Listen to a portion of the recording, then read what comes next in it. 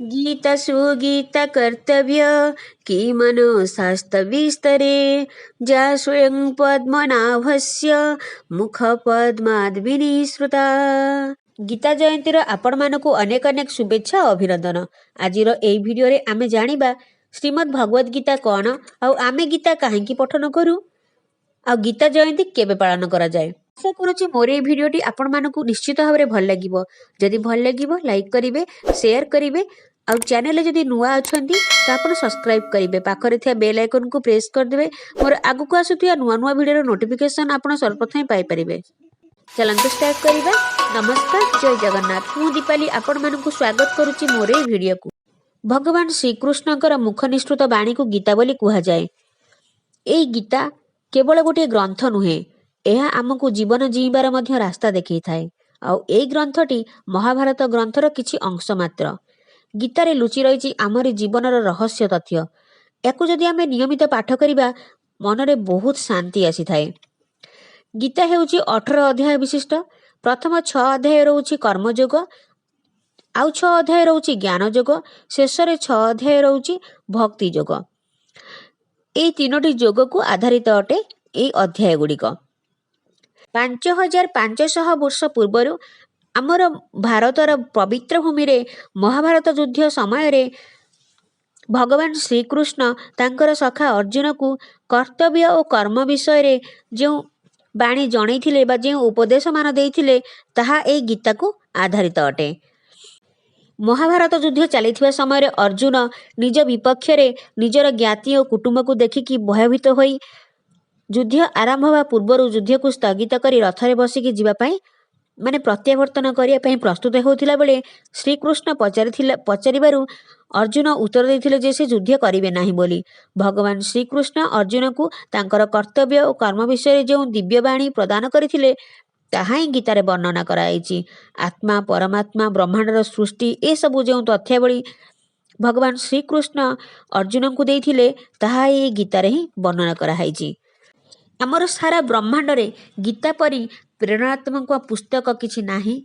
भगवान श्रीकृष्ण परी मध्य प्रेरणात्मक वक्ता मध्य केही नाहन। आमे एबे जानिबा श्रीमद् भगवत गीता रे कौन कौन सब उल्लेख अछि। श्रीमद् भगवत गीता रे लिखित समस्त पद, समस्त श्लोक रे थिबा समस्त पद मानव कल्याण पाई ही उद्दिष्ट।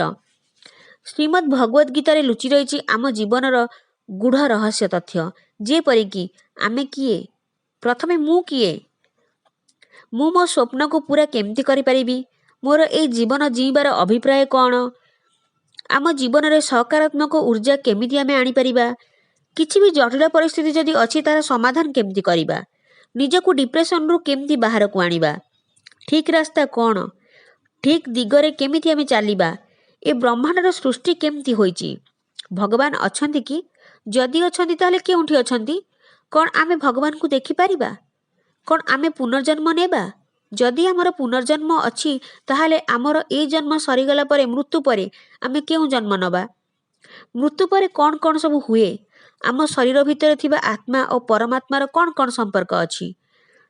एहीपरि अनेक प्रश्नर उत्तर आमे श्रीमद् भगवत गीता पठन करिबा द्वारा आमको आमे पाई परिबा। श्रीमद् भगवत गीता पठन करिबा द्वारा मानसिक शांति मिली थाए एवं धर्म कर्म अनुसरण करी केमती जीवन अतिबाहित करी हेबो साधारण भाबरे ताहा ए गीतारे वर्णित अछि। गीता पढ़िबा द्वारा आम जीवन रे अनेक समस्या दूर होई थाए। गीता पढ़िबा द्वारा आमर मन भितर रे थिबा समस्त भय शोक मध्य दूर होई थाए आ मृत्यु परे आमर आत्मार सद्गति मध्य होई थाए, माने आमर आत्मा सद्गति प्राप्त होई थाए आ विष्णु लोकरे मध्य स्थान पाई थांती। तेणु कुहा जाए रुचु न रुचु खा पिता, बुझु न बुझु पढ़ गीता। यार अर्थ होची पिता जेपरी अरुचिकर हेले भी आम शरीर पाई बहुत हितकर, तेणु ताकू खाइबा उचित। सेहीपरि गीतार श्लोक और भावार्थ को आमे न बुझी पारिले भी पढ़िबा उचित, कारण ताहा आम जीवन पाई बहुत हितकारक। गीतार रहस्य बुझीगले जीवन रे अनेक समस्या दूर हो जाए, आखि सामना को तार समाधान आपे आपे आसी जाए। जेपरी पद्मपत्र रे थिबा जल पद्मपत्र को स्पर्श करि पारे नाही, सेहीपरि गीता अध्ययन करुथिबा व्यक्ति को कौनसी पाप स्पर्श करि पारे नाही। सेथिपई गीता पढ़िबा आमर नित्यांत आवश्यक। निश्चित भाव में प्रतिदिन गोटे गोटे श्लोक निश्चित भाव में पढ़ा उचित। तो एबे आमे जानिबा गीता जयंती केबे पालन करा जाए। महाभारत युद्ध समय जो दिन भगवान श्रीकृष्ण तांकर सखा अर्जुन को गीता विषय ज्ञान देइथिले से दिन मार्गशीर मास शुक्ल पक्ष एकादशी तिथि थिला।